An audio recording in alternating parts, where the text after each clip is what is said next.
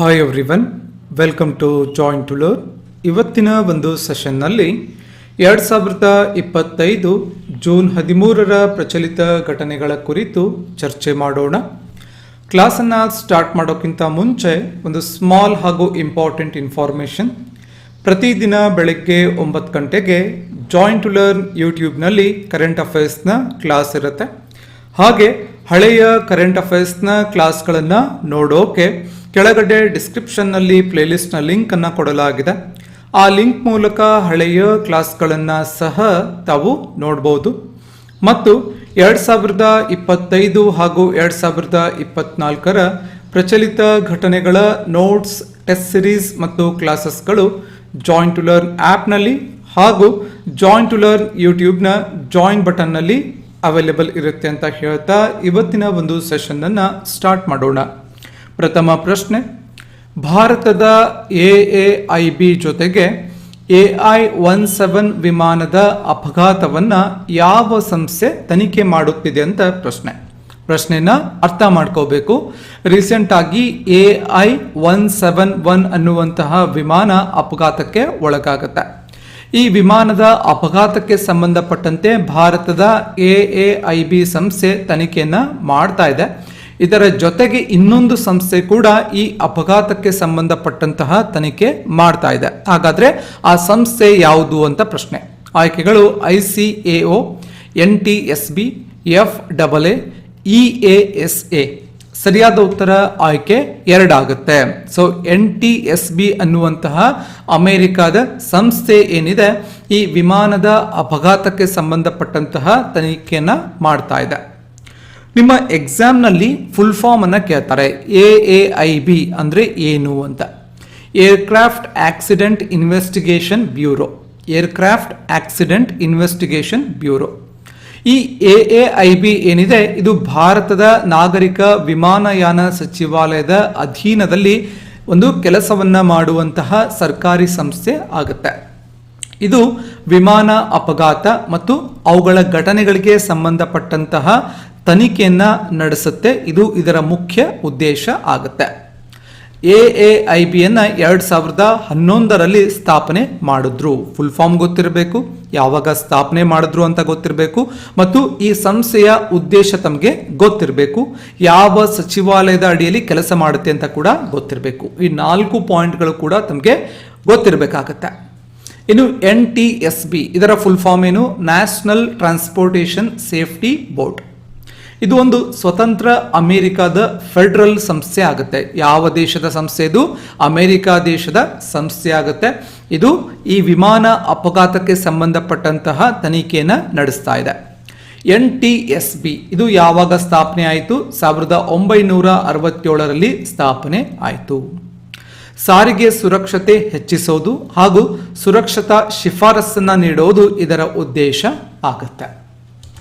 ಮುಂದಿನ ಪ್ರಶ್ನೆ, ವಿಶ್ವಸಂಸ್ಥೆಯು ಯಾವ ವರ್ಷವನ್ನ ಅಂತಾರಾಷ್ಟ್ರೀಯ ಕ್ವಾಂಟಮ್ ವಿಜ್ಞಾನ ವರ್ಷ ಅಂತ ಹೇಳಿ ಘೋಷಣೆ ಮಾಡಿದೆ ಅಥವಾ ಗೊತ್ತುಪಡಿಸಿದೆ ಅಂತ ಪ್ರಶ್ನೆ. ಆಯ್ಕೆಗಳು 2023, 2024, 2025, 2026. ಸರಿಯಾದ ಉತ್ತರ ಆಯ್ಕೆ 3 ಆಗುತ್ತೆ. ವಿಶ್ವಸಂಸ್ಥೆ 2025 ಅಂತಾರಾಷ್ಟ್ರೀಯ ಕ್ವಾಂಟಮ್ ವಿಜ್ಞಾನ ವರ್ಷ ಅಂತ ಹೇಳಿ ಘೋಷಣೆ ಮಾಡುತ್ತೆ. ಸ್ಟಾರ್ ಮಾರ್ಕ್ ಹಾಕೊಳ್ಳಿ. ಹಾಗಾದ್ರೆ 2024 ಏನಂತ ಘೋಷಣೆ ಮಾಡಿತ್ತು ಅಂತ ಕೂಡ ತಮ್ಮ ಎಕ್ಸಾಮ್ನಲ್ಲಿ ಕೇಳ್ತಾರೆ. ಒಂಟೆಗಳಿಗಾಗಿ ಅಂತಾರಾಷ್ಟ್ರೀಯ ವರ್ಷ ಅಂತ ಹೇಳಿ ಘೋಷಣೆ ಮಾಡಿದ್ರು. ಈ ಲಿಸ್ಟ್ ತಾವು ಅಬ್ಸರ್ವ್ ಮಾಡಬೇಕು. ಇದು ತಮಗೆ ಎಕ್ಸಾಮ್ನಲ್ಲಿ ಪ್ರಶ್ನೆಯನ್ನ ಕೇಳ್ತಾರೆ. 2024 ಒಂಟೆಗಳಿಗಾಗಿ ಅಂತಾರಾಷ್ಟ್ರೀಯ ವರ್ಷ. 2025 ಏನಿದೆ ಕ್ವಾಂಟಮ್ ವಿಜ್ಞಾನ ಮತ್ತು ತಂತ್ರಜ್ಞಾನಕ್ಕಾಗಿ ಅಂತಾರಾಷ್ಟ್ರೀಯ ವರ್ಷ. ಇನ್ನು 2026 ಏನಿದೆ ಮಹಿಳಾ ರೈತರಿಗಾಗಿ ಅಂತಾರಾಷ್ಟ್ರೀಯ ವರ್ಷ. 2027 ಏನಿದೆ ಸುಸ್ಥಿರ ಮತ್ತು ಸಹನಶೀಲ ಪ್ರವಾಸೋದ್ಯಮಕ್ಕಾಗಿ ಅಂತಾರಾಷ್ಟ್ರೀಯ ವರ್ಷ. 2029 ಏನಿದೆ ಕ್ಷುದ್ರಗ್ರಹ ಜಾಗೃತಿ ಮತ್ತು ಗೃಹ ರಕ್ಷಣೆಗಾಗಿ ಅಂತಾರಾಷ್ಟ್ರೀಯ ವರ್ಷ. ಸೊ ಈ ಲಿಸ್ಟ್ ಏನಿದೆ ಇದರ ಮೇಲೆ ತಮಗೆ ಪ್ರಶ್ನೆಗಳು ಬರುವಂತಹ ಸಾಧ್ಯತೆ ಇರುತ್ತೆ. ಮುಂದಿನ ಪ್ರಶ್ನೆ, ಇತ್ತೀಚೆಗೆ ಉಕ್ರೇನ್ ಮೇಲಿನ ದಾಳಿಯಲ್ಲಿ ರಷ್ಯಾ ಯಾವ ಡ್ರೋನ್ ಅನ್ನು ಬಳಸಿದೆ ಅಂತ ಪ್ರಶ್ನೆ. ಆಯ್ಕೆಗಳು ಬರಕ್ತರ್, ಶಾಹಿದ್ 136, ರೀಪರ್, ಹೆರಾನ್. ಸರಿಯಾದ ಉತ್ತರ ಆಯ್ಕೆ 2 ಆಗುತ್ತೆ. ಶಾಹಿದ್ 136 ಅನ್ನುವಂತಹ ಡ್ರೋನ್ ಅನ್ನ ರಷ್ಯಾ ಏನ್ ಮಾಡಿದೆ, ಉಕ್ರೇನ್ ಮೇಲಿನ ದಾಳಿಯಲ್ಲಿ ಬಳಸಿರುತ್ತೆ. ಶಾಹಿದ್ 136 ಎಂಬುದು ಇರಾನ್ ದೇಶದಲ್ಲಿ ತಯಾರಿಸಲಾದ ಕಾಮಿಕೇಜ್ ಡ್ರೋನ್ ಆಗುತ್ತೆ. ಸೊ ಈ ಪಾಯಿಂಟ್ ಅನ್ನ ಸ್ಟಾರ್ ಮಾರ್ಕ್ ಹಾಕೊಳ್ಳಿ, ಎಕ್ಸಾಮ್ ನಲ್ಲಿ ಪ್ರಶ್ನೆ ಬರುತ್ತೆ. ಶಾಹಿದ್ 136 ಎಂಬುದು ಯಾವ ದೇಶದಲ್ಲಿ ತಯಾರಿಸಲಾಗುವಂತಹ ಕಾಮಿಕೇಜ್ ಡ್ರೋನ್ ಅಂತ ಕೇಳಿದ್ರೆ ಇರಾನ್ ದೇಶದಲ್ಲಿ ತಯಾರು ಮಾಡ್ತಾರೆ. ಇದನ್ನ ಯಾವ ಸಂಸ್ಥೆ ನಿರ್ಮಾಣ ಮಾಡುತ್ತೆ? ಹೆಸಾ ಎಂಬ ಇರಾನಿನ ಒಂದು ನಿರ್ಮಾಣ ಸಂಸ್ಥೆ ಈ ಒಂದು ಡ್ರೋನ್ ಅನ್ನ ತಯಾರು ಮಾಡುತ್ತೆ. ಈ ಡ್ರೋನ್ ಅನ್ನ ರಷ್ಯಾ ಉಕ್ರೇನ್ ಯುದ್ಧದಲ್ಲಿ ಬಳಸಿ ಜರಾನ್ 2 ಅಂತ ಹೇಳಿ ಇದಕ್ಕೆ ಮರುನಾಮಕರಣ ಮಾಡುತ್ತೆ. ಜರಾನ್ 2 ಅನ್ನೋದು ಒಂದೇ, ಹಾಗೆ ಇಲ್ಲಿ ಶಾಹಿದ್ 136 ಅನ್ನೋದು ಒಂದೇ. ಜರಾನ್ 2 ಅನ್ನೋದನ್ನ ರಷ್ಯಾ ಅದಕ್ಕೆ ರೀನೇಮ್ ಮಾಡುತ್ತೆ, ಹೆಸರನ್ನ ಕೊಡುತ್ತೆ. ಈ ಒಂದು ಡ್ರೋನ್ನ ಸರಾಸರಿ ವ್ಯಾಪ್ತಿ ಏನಿದೆ ಅಂದ್ರೆ 1000ದಿಂದ 2500 ಕಿಲೋಮೀಟರ್ ವ್ಯಾಪ್ತಿ ಇರುತ್ತೆ. 185 ಕಿಲೋಮೀಟರ್ ಒಂದು ಗಂಟೆಗೆ ವೇಗದಲ್ಲಿ ಚಲಿಸುತ್ತೆ. ಇದರ ಉದ್ದ 3.5 ಮೀಟರ್ ಇದರ ಉದ್ದ ಇರುತ್ತೆ. ಮುಂದಿನ ಪ್ರಶ್ನೆ, ಇತ್ತೀಚೆಗೆ ಅಪಘಾತಕ್ಕೆ ಒಳಗಾದ ಏರ್ ಇಂಡಿಯಾ ಫ್ಲೈಟ್ AI-171 ಯಾವ ಕಂಪನಿಗೆ ಸಂಬಂಧಿಸಿದೆ ಅಂತ ಪ್ರಶ್ನೆ. ಆಯ್ಕೆಗಳು Boeing 737 Max, Airbus A320, Boeing 787D dream liner, ATR 72. ಸರಿಯಾದ ಉತ್ತರ ಆಯ್ಕೆ 3 ಆಗುತ್ತೆ, ಬೋಯಿಂಗ್ 7878 ಡ್ರೀಮ್ ಲೈನರ್ ಆಗುತ್ತೆ. ಜೂನ್ 12, 2025 ಅಹಮದಾಬಾದ್ನಿಂದ ಟೇಕ್ ಆಫ್ ಆದ ಕೆಲವೇ ನಿಮಿಷಗಳ ನಂತರ AI-171 ವಿಮಾನ ಅಪಘಾತಕ್ಕೆ ಒಳಪಡುತ್ತೆ. ಅಹಮದಾಬಾದ್ನಿಂದ ಎಲ್ಲಿ ಹೋಗ್ತಾ ಇತ್ತು? ಲಂಡನ್ಗೆ ಹೋಗ್ತಾ ಇತ್ತು ಈ ವಿಮಾನ. ಇನ್ನು ಬೋಯಿಂಗ್ ಕಂಪನಿಗೆ ಸಂಬಂಧಪಟ್ಟಂತೆ ನೋಡೋದಾದ್ರೆ ಬೋಯಿಂಗ್ ಕಂಪನಿಯನ್ನ 1916 ವಿಲಿಯಂ ಬೋಯಿಂಗ್ ಅಮೆರಿಕಾದಲ್ಲಿ ಸ್ಥಾಪನೆ ಮಾಡ್ತಾರೆ. ಇದರ ಕೇಂದ್ರ ಕಚೇರಿ ಅಮೆರಿಕಾದಲ್ಲಿದೆ. ಬೋಯಿಂಗ್ ಎಂಬುದು ಅಂತರಿಕ್ಷ ರಕ್ಷಣಾ ಕ್ಷೇತ್ರದ ಪ್ರಮುಖ ಕಂಪನಿ ಆಗುತ್ತೆ. ಇದು ವಾಣಿಜ್ಯ ವಿಮಾನ ಇರಬಹುದು, ಕಮರ್ಷಿಯಲ್ ಏರೋಪ್ಲೇನ್ಸ್, ಸೇನಾ ವಿಮಾನಗಳು ಹಾಗೂ ಉಪಗ್ರಹಗಳನ್ನು ತಯಾರು ಮಾಡುತ್ತೆ. ಮುಂದಿನ ಪ್ರಶ್ನೆ, 2025 ಬಾಲಕಾರ್ಮಿಕ ವಿರೋಧಿ ದಿನದ ಧ್ಯೇಯ ವಾಕ್ಯವೇನು, ಥೀಮ್ ಏನು ಅಂತ ಪ್ರಶ್ನೆ. ಆಯ್ಕೆಗಳು ಬಾಲಕಾರ್ಮಿಕ ಪದ್ಧತಿಯನ್ನ ಈಗಲೇ ಕೊನೆಗೊಳಿಸಿ, ಮಕ್ಕಳನ್ನ ಮಕ್ಕಳಾಗಲು ಬಿಡಿ, ಪ್ರಗತಿ ಸ್ಪಷ್ಟವಾಗಿದೆ ಆದರೆ ಇನ್ನೂ ಹೆಚ್ಚಿನದನ್ನು ಮಾಡಬೇಕಾಗಿದೆ, ಮಕ್ಕಳಿಗಾಗಿ ಒಟ್ಟಾಗಿ. ಇಲ್ಲಿ ಪಾಯಿಂಟ್ ಅನ್ನು ಅಬ್ಸರ್ವ್ ಮಾಡಿ, ಮಕ್ಕಳನ್ನ ಮಕ್ಕಳಾಗಲು ಬಿಡಿ ಮೀನ್ಸ್ ಮಕ್ಕಳನ್ನ ಮಕ್ಕಳ ರೀತಿಯಲ್ಲಿ ಬದುಕಲು ಬಿಡಿ ಅಂತ. ಮಕ್ಕಳನ್ನ ಮಕ್ಕಳ ರೀತಿಯಲ್ಲಿ ಬದುಕಲು ಬಿಡಿ, ಅವರನ್ನ ಯಾವುದೇ ರೀತಿ ಕಾರ್ಮಿಕ ಕೆಲಸಗಳಲ್ಲಿ ಅವರನ್ನ ತೊಡಗಿಸಿಕೊಳ್ಳಬಾರದು ಅನ್ನೋದು ಇಲ್ಲಿ ಅರ್ಥ ಆಗುತ್ತೆ. ಸರಿಯಾದ ಉತ್ತರವನ್ನು ನೋಡೋಣ. ಪ್ರಗತಿ ಸ್ಪಷ್ಟವಾಗಿದೆ ಆದರೆ ಇನ್ನೂ ಏನಾದರೂ ಹೆಚ್ಚಿನದನ್ನ ಮಾಡಬೇಕಾಗಿದೆ, ಸಾಧಿಸಬೇಕಾಗಿದೆ ಅನ್ನೋದು ಧ್ಯೇಯವಾಕ್ಯ ಆಗುತ್ತೆ. ಸೊ ಪ್ರತಿ ವರ್ಷ ಜೂನ್ 12 ಬಾಲಕಾರ್ಮಿಕ ವಿರೋಧಿ ದಿನ ಅಂತ ಹೇಳಿ ಆಚರಣೆ ಮಾಡ್ತಾರೆ. ಇದನ್ನ ಅಂತಾರಾಷ್ಟ್ರೀಯ ಕಾರ್ಮಿಕ ಸಂಸ್ಥೆ 2002 ಪ್ರಾರಂಭ ಮಾಡ್ತು. ಸ್ಟಾರ್ ಮಾರ್ಕ್ ಹಾಕೊಳ್ಳಿ. ಅಂತಾರಾಷ್ಟ್ರೀಯ ಕಾರ್ಮಿಕ ಸಂಸ್ಥೆ ಯಾವಾಗ ಈ ಒಂದು ಬಾಲಕಾರ್ಮಿಕ ವಿರೋಧಿ ದಿನವನ್ನ ಪ್ರಾರಂಭ ಮಾಡ್ತು ಅಂತ ಎಕ್ಸಾಮ್ ನಲ್ಲಿ ಕೇಳ್ತಾರೆ, 2002. ಇನ್ನು 2025 ಧ್ಯೇಯ ವಾಕ್ಯ ಏನು ಅಂದ್ರೆ ಪ್ರಗತಿ ಸ್ಪಷ್ಟವಾಗಿದೆ ಆದರೆ ಇನ್ನೂ ಬಹಳಷ್ಟು ಮಾಡಲು ಬಾಕಿ ಇದೆ, ನಮ್ಮ ಪ್ರಯತ್ನಗಳನ್ನ ವೇಗಗೊಳಿಸೋಣ ಅನ್ನೋದು ಧ್ಯೇಯ ವಾಕ್ಯ ಆಗುತ್ತೆ. ಜಾಗತಿಕವಾಗಿ 138 ಮಿಲಿಯನ್ ಮಕ್ಕಳು ಕಾರ್ಮಿಕರಾಗಿ ದುಡಿತಾ ಇದ್ದಾರೆ. ಅತಿ ಹೆಚ್ಚು ಮಕ್ಕಳು ಕೃಷಿ ಕ್ಷೇತ್ರದಲ್ಲಿ ಕಾರ್ಮಿಕರಾಗಿ ಕೆಲಸವನ್ನ ಮಾಡ್ತಾ ಇದ್ದಾರೆ. ಇನ್ನು ಉತ್ತರ ಪ್ರದೇಶದಲ್ಲಿ ಅತಿ ಹೆಚ್ಚು ಬಾಲ ಕಾರ್ಮಿಕರಿದ್ದಾರೆ. ಸ್ಟಾರ್ ಮಾರ್ಕ್ ಹಾಕೊಳ್ಳಿ. ಸೊ ನಿಮ್ಮ ಎಕ್ಸಾಮ್ ನಲ್ಲಿ ಕೇಳ್ತಾರೆ ಅತಿ ಹೆಚ್ಚು ಯಾವ ರಾಜ್ಯದಲ್ಲಿ ಬಾಲ ಕಾರ್ಮಿಕರಿದ್ದಾರೆ ಅಂತ ಕೇಳಿದ್ರೆ ಉತ್ತರ ಪ್ರದೇಶ. ಸರಿ, ಮುಂದಿನ ಪ್ರಶ್ನೆಯನ್ನ ನೋಡೋಣ.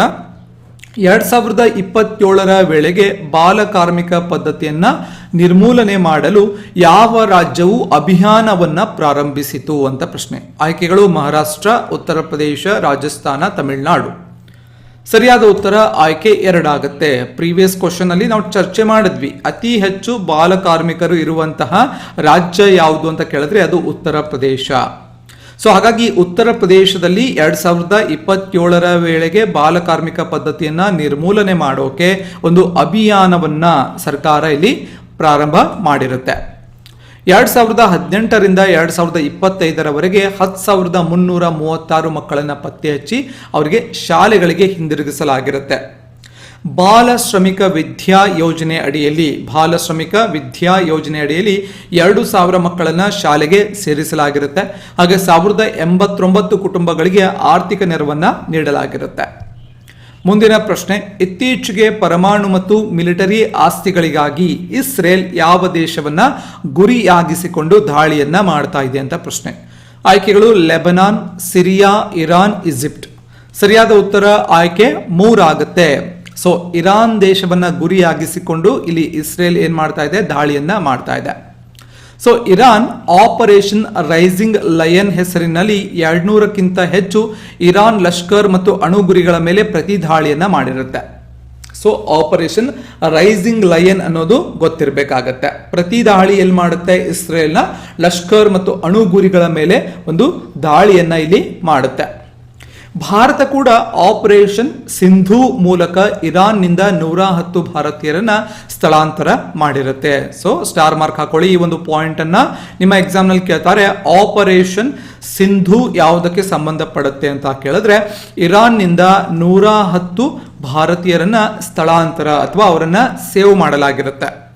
ಆಪರೇಷನ್ ಸಿಂಧೂರ್ ಯಾವುದಕ್ಕೆ ಸಂಬಂಧಪಡುತ್ತೆ, ಸಿಂಧು ಮತ್ತು ಸಿಂಧೂರ್ ಏನಿದೆ ಪಹಲ್ಗಾಮ್ ದಾಳಿಗೆ ಪ್ರತಿಯಾಗಿ ಭಾರತ ಕೈಗೊಂಡಂತಹ ದಾಳಿ ಆಗುತ್ತೆ ಆಪರೇಷನ್ ಸಿಂಧೂರ್. ಆಪರೇಷನ್ ಸಿಂಧು ಬೇರೆ, ಆಪರೇಷನ್ ಸಿಂಧೂರ್ ಬೇರೆ. ಮುಂದಿನ ಪ್ರಶ್ನೆ, ಇತ್ತೀಚೆಗೆ ವನ್ಯಜೀವಿ ಸಂರಕ್ಷಣಾ ಕಾಯ್ದೆಗೆ ತಿದ್ದುಪಡಿಗಳನ್ನ ಕೋರಿದ ಭಾರತೀಯ ರಾಜ್ಯ ಯಾವುದು ಅಂತ ಪ್ರಶ್ನೆ. ಆಯ್ಕೆಗಳು ಕೇರಳ, ಗುಜರಾತ್, ಅಸ್ಸಾಂ, ಕರ್ನಾಟಕ. ಸರಿಯಾದ ಉತ್ತರ ಆಯ್ಕೆ 1 ಆಗುತ್ತೆ. ಕೇರಳ ಏನ್ ಮಾಡ್ತು ರೀಸೆಂಟ್ ಆಗಿ ಅಂತಂದ್ರೆ ವನ್ಯಜೀವಿ ಸಂರಕ್ಷಣಾ ಕಾಯ್ದೆಗೆ ತಿದ್ದುಪಡಿಗಳನ್ನ ಕೋರಿದ ಭಾರತೀಯ ರಾಜ್ಯ ಆಗುತ್ತೆ. ಕೇರಳ ಇತ್ತೀಚೆಗೆ ವನ್ಯಜೀವಿ ಸಂರಕ್ಷಣಾ ಕಾಯ್ದೆ 1972ಕ್ಕೆ ತಿದ್ದುಪಡಿಯನ್ನ ಕೇಳುತ್ತೆ. ಕಾರಣ ಏನು ಅಂತಂದ್ರೆ ಕೇರಳದಲ್ಲಿ ಹುಲಿ, ಕಾಡಾನೆ ಮತ್ತು ಕಾಡು ಕಣಿಗಳಿಂದ ಮಾನವ ವನ್ಯಜೀವಿ ಸಂಘರ್ಷ ಹೆಚ್ಚಾದ ಕಾರಣ ಈ ತಿದ್ದುಪಡಿ ಕೇಳುತ್ತೆ. ಭಾರತದಲ್ಲಿ ವನ್ಯಜೀವಿಗಳನ್ನ ಸಂರಕ್ಷಣೆ ಮಾಡೋಕೆ 1972ರಲ್ಲಿ ವನ್ಯಜೀವಿ ಸಂರಕ್ಷಣಾ ಕಾಯ್ದೆಯನ್ನ ಜಾರಿಗೆ ತರಲಾಗುತ್ತೆ. ಇದು ಕಾಡು ಪ್ರಾಣಿ, ಪಕ್ಷಿ, ಸಸ್ಯಗಳಿಗೆ ಕಾನೂನಿನ ರಕ್ಷಣೆಯನ್ನು ನೀಡುತ್ತೆ. ಪಟ್ಟಿ 1 ಹಾಗೂ 2ರಲ್ಲಿ ಪ್ರಭೇದಗಳಿರುತ್ತೆ. ಅವು ಅತ್ಯುನ್ನತ ಮಟ್ಟದ ಕಾನೂನು ರಕ್ಷಣೆಯನ್ನ ಪಡೆಯುತ್ತೆ. ಈ ಕಾಯ್ದೆ ಅಡಿಯಲ್ಲಿ ಉಲ್ಲಂಘನೆಗಳು ಕಂಡು ಬಂದರೆ ಜೈಲು ಶಿಕ್ಷೆ ಮತ್ತು ದಂಡವನ್ನ ವಿಧಿಸ್ತಾರೆ. ಮುಂದಿನ ಪ್ರಶ್ನೆ, ಇತ್ತೀಚೆಗೆ ಕ್ಯೂಬಾದೊಂದಿಗೆ ರಾಜತಾಂತ್ರಿಕ ಸಂಬಂಧಗಳನ್ನ ಮರು ಪ್ರಾರಂಭಿಸಿದ ಏಷ್ಯಾದ ದೇಶ ಯಾವುದು ಅಂತ ಪ್ರಶ್ನೆ. ಆಯ್ಕೆಗಳು ಚೀನಾ, ದಕ್ಷಿಣ ಕೊರಿಯಾ, ಮಲೇಷಿಯಾ, ಜಪಾನ್. ಸರಿಯಾದ ಉತ್ತರ ಆಯ್ಕೆ 2 ಆಗುತ್ತೆ. ರೀಸೆಂಟ್ ಆಗಿ ದಕ್ಷಿಣ ಕೊರಿಯಾ ಏನ್ ಮಾಡ್ತು ಅಂತಂದ್ರೆ ಕ್ಯೂಬಾದೊಂದಿಗೆ ರಾಜತಾಂತ್ರಿಕ ಸಂಬಂಧಗಳನ್ನ ಪುನರ್ ಆರಂಭಿಸಿದ ಏಷ್ಯಾದ ದೇಶ ಆಗುತ್ತೆ. ದಕ್ಷಿಣ ಕೊರಿಯಾ ಇತ್ತೀಚೆಗೆ ಕ್ಯೂಬಾದೊಂದಿಗೆ ರಾಜತಾಂತ್ರಿಕ ಸಂಬಂಧಗಳನ್ನ ಮರುಸ್ಥಾಪನೆ ಮಾಡುತ್ತೆ. ಔಪಚಾರಿಕ ಸಂಬಂಧಗಳನ್ನ ಪುನಃ ಸ್ಥಾಪಿಸಿದ ಸುಮಾರು 11 ತಿಂಗಳ ನಂತರ ದಕ್ಷಿಣ ಕೊರಿಯಾ ಜನವರಿ 2025ರಲ್ಲಿ ಹಮಾನಾದಲ್ಲಿ ತನ್ನ ರಾಯಭಾರ ಕಚೇರಿಯನ್ನ ಪ್ರಾರಂಭ ಮಾಡುತ್ತೆ. ಮುಂದಿನ ಪ್ರಶ್ನೆ, ಜೂನ್ 2025ರಲ್ಲಿ ಸಮುದ್ರ ಜೀವ ವೈವಿಧ್ಯಕ್ಕಾಗಿ ಯಾವ ಜಾಗತಿಕ ಒಪ್ಪಂದವು ಹೆಚ್ಚಿನ ಸಹಿಗಳನ್ನ ಪಡೆಯಿತು ಅಂತ ಪ್ರಶ್ನೆ. ಆಯ್ಕೆಗಳು ಅಂಟಾರ್ಟಿಕ್ ಒಪ್ಪಂದ, ಸಮುದ್ರ ಒಪ್ಪಂದ, ಪ್ಯಾರಿಸ್ ಒಪ್ಪಂದ, ಕ್ಯೂಟೋ ಶಿಷ್ಟಾಚಾರ ಅಥವಾ ಕ್ಯೂಟೋ ಪ್ರೋಟೋಕಾಲ್, ಕ್ಯೂಟೋ ಒಪ್ಪಂದ. ಸರಿಯಾದ ಉತ್ತರ ಆಯ್ಕೆ 2 ಆಗುತ್ತೆ. ಜೂನ್ 2025ರಲ್ಲಿ ಸಮುದ್ರ ಒಪ್ಪಂದ ಏನಿದೆ ಇದು ಸಮುದ್ರ ಜೀವ ವೈವಿಧ್ಯಕ್ಕಾಗಿ ಒಂದು ಅತಿ ಹೆಚ್ಚು ಸಹಿಗಳನ್ನು ಪಡೆದಂತಹ ಒಪ್ಪಂದ ಆಗುತ್ತೆ. ಜೂನ್ 2025ರಲ್ಲಿ ಅತಿ ಹೆಚ್ಚು ಸಹಿಗಳನ್ನು ಕಂಡಂತಹ ಜಾಗತಿಕ ಸಮುದ್ರ ಜೀವ ವೈವಿಧ್ಯ ಒಪ್ಪಂದವೆಂದರೆ BBANJ ಒಪ್ಪಂದ ಅಂತ ಕರೀತಾರೆ. ಇದನ್ನ ಅಧಿಕೃತವಾಗಿ ರಾಷ್ಟ್ರೀಯ ನ್ಯಾಯವ್ಯಾಪ್ತಿಯನ್ನ ಮೀರಿದ ಪ್ರದೇಶಗಳ ಸಮುದ್ರ ಜೈವಿಕ ವೈವಿಧ್ಯತೆಯ ಸಂರಕ್ಷಣೆ ಮತ್ತು ಸುಸ್ಥಿರ ಬಳಕೆಯ ಕುರಿತು ವಿಶ್ವಸಂಸ್ಥೆಯ ಸಮುದ್ರ ಕಾನೂನಿನ ಸಮಾವೇಶದ ಅಡಿಯಲ್ಲಿ ಒಪ್ಪಂದ ಅಂತ ಹೇಳಿ ಕರೀತಾರೆ. ಈ ಒಂದು ಪ್ಯಾರಾಗ್ರಾಫ್ ಅನ್ನು ಅಬ್ಸರ್ವ್ ಮಾಡಬೇಕು. ಇದನ್ನ ಅಧಿಕೃತವಾಗಿ ರಾಷ್ಟ್ರೀಯ ನ್ಯಾಯವ್ಯಾಪ್ತಿಯನ್ನ ಮೀರಿದ ಪ್ರದೇಶಗಳ ಸಮುದ್ರ ಜೈವಿಕ ವೈವಿಧ್ಯತೆಯ ಸಂರಕ್ಷಣೆ ಮತ್ತು ಸುಸ್ಥಿರ ಬಳಕೆ ಕುರಿತು ವಿಶ್ವಸಂಸ್ಥೆಯ ಸಮುದ್ರ ಕಾನೂನಿನ ಸಮಾವೇಶದ ಅಡಿಯಲ್ಲಿ ಆದಂತಹ ಒಂದು ಒಪ್ಪಂದ ಅಂತ ಹೇಳಿ ಕರೀತಾರೆ. ಏಪ್ರಿಲ್ 2025ರ ಅಂತ್ಯದ ವೇಳೆಗೆ ಈ ಒಪ್ಪಂದವು ಈಗಾಗಲೇ 112 ಸಹಿಗಳನ್ನು ಪಡೆದುಕೊಂಡಿರುತ್ತೆ. ಜೂನ್ 6, 2025ರಂದು ದಕ್ಷಿಣ ಆಫ್ರಿಕಾದ ನೈಸ್ನಲ್ಲಿ ನಡೆದಂತಹ ಯುಎನ್ ಸಾಗರ ಸಮ್ಮೇಳನದ ಸಮಯದಲ್ಲಿ ಔಪಚಾರಿಕವಾಗಿ ಅತ್ಯಂತ ಗಮನಾರ್ಹವಾಗಿದೆ ಅಂತ ಹೇಳಿ ಎಲ್ಲರೂ ಕೂಡ ಇದರ ಬಗ್ಗೆ ಚರ್ಚೆಯನ್ನ ಮಾಡ್ತಾರೆ. ಜೂನ್ 2025ರ ಆರಂಭದ ವೇಳೆಗೆ 113 ಸಹಿದಾರರನ್ನು ಇದು ತಲುಪುತ್ತೆ. ಸೊ ಸಂದರ್ಭಕ್ಕೆ ತಕ್ಕಂತೆ ಈ ಒಪ್ಪಂದವು ಅಂತಾರಾಷ್ಟ್ರೀಯ ನೀರಿನಲ್ಲಿ ಜೀವ ವೈವಿಧ್ಯತೆಯನ್ನು ರಕ್ಷಿಸುವಂತಹ ಗುರಿಯನ್ನ ಹೊಂದಿರುವ ಮೊದಲ ಕಾನೂನುಬದ್ಧ ಅಂತಾರಾಷ್ಟ್ರೀಯ ಒಂದು ಚೌಕಟ್ಟು ಅಥವಾ ಒಪ್ಪಂದ ಆಗುತ್ತೆ. ಸೊ ದಿಸ್ಟು ಇವತ್ತಿನ ಕ್ಲಾಸ್ನ ಡಿಸ್ಕಷನ್ ಪ್ಲಸ್ ಇನ್ಫಾರ್ಮೇಶನ್ ಆಗಿರುತ್ತೆ. ಕ್ಲಾಸ್ ಇಷ್ಟ ಆದರೆ ಒಂದು ಲೈಕ್ ಮಾಡಿ, ಈ ನಾಲೆಡ್ಜನ್ನು ನಿಮ್ಮ ಫ್ರೆಂಡ್ಸ್ ಜೊತೆ ಕೂಡ ಶೇರ್ ಮಾಡ್ಕೊಳ್ಳಿ. ಹಾಗೆ ನೀವಿನ್ನು ಜಾಯಿನ್ ಟು ಲರ್ನ್ ಯೂಟ್ಯೂಬನ್ನು ಸಬ್ಸ್ಕ್ರೈಬ್ ಮಾಡ್ಕೊಂಡಿರಲಿಲ್ಲ ಅಂದರೆ ಸಬ್ಸ್ಕ್ರೈಬ್ ಮಾಡ್ಕೊಳ್ಳಿ. ಸಬ್ಸ್ಕ್ರೈಬ್ ಬಟನ್ನ ಪಕ್ಕದಲ್ಲೇ ಜಾಯಿನ್ ಬಟನ್ ಕೂಡ ಇರುತ್ತೆ. ಸೊ ಜಾಯಿನ್ ಬಟನ್ನ ವಿಶೇಷತೆ ಏನು ಅಂತಂದರೆ ಪ್ರತಿ ತಿಂಗಳ ಪ್ರಚಲಿತ ಘಟನೆಗಳ ಒಂದು ಮ್ಯಾರಥಾನ್ ಕ್ಲಾಸಸ್ಗಳು ಲಭ್ಯವಿರುತ್ತೆ. ಇನ್ನು ಜಾಯಿನ್ ಟು ಲರ್ನ್ನ ಅಫಿಷಿಯಲ್ ಆ್ಯಪ್ ಕೂಡ ಇರುತ್ತೆ. ಸೊ ಜಾಯಿನ್ ಟು ಲರ್ನ್ ಆ್ಯಪ್ನಲ್ಲಿ ತಾವು ಈ ಒಂದು ಪ್ರತಿ ತಿಂಗಳ ಪ್ರಚಲಿತ ಘಟನೆಗಳ ನೋಟ್ಸ್ ಇರ್ಬೋದು, ಟೆಸ್ಟ್ ಸಿರೀಸ್ ಇರ್ಬೋದು, ಕ್ಲಾಸಸ್ಗಳನ್ನು ಕೂಡ ತಾವಿಲ್ಲಿ ಪಡ್ಕೋಬಹುದು. ಸೊ ಕೇವಲ ತಮಗೆ ₹280 ತಮಗೆ ಕಂಪ್ಲೀಟ್ ಕರೆಂಟ್ ಅಫೇರ್ಸ್ನ ಕ್ಲಾಸಸ್, ನೋಟ್ಸ್ ಮತ್ತು ಟೆಸ್ಟ್ ಸಿರೀಸ್ಗಳು ಲಭ್ಯವಿರುತ್ತೆ. ಹಾಗೆ ಅಸಿಸ್ಟೆಂಟ್ ಅಗ್ರಿಕಲ್ಚರ್ ಆಫೀಸರ್ ಮತ್ತು ಅಗ್ರಿಕಲ್ಚರ್ ಆಫೀಸರ್ ಹುದ್ದೆಗಳಿಗೆ ನೋಟ್ಸ್, ಕ್ಲಾಸಸ್ ಮತ್ತು ಟೆಸ್ಟ್ ಸಿರೀಸ್ಗಳು ಕೂಡ ಲಭ್ಯವಿರುತ್ತೆ. ಒಂದ್ಸಲ ಆ್ಯಪನ್ನು ಕೂಡ ಭೇಟಿಯನ್ನು ನೀಡಬಹುದು ಅಂತ ಹೇಳ್ತಾ ಮತ್ತೆ ಮುಂದಿನ ಸೆಷನಲ್ಲಿ ಮತ್ತೊಂದು ವಿಷಯದ ಕುರಿತು ಮಾತನಾಡೋಣ. ಧನ್ಯವಾದಗಳು.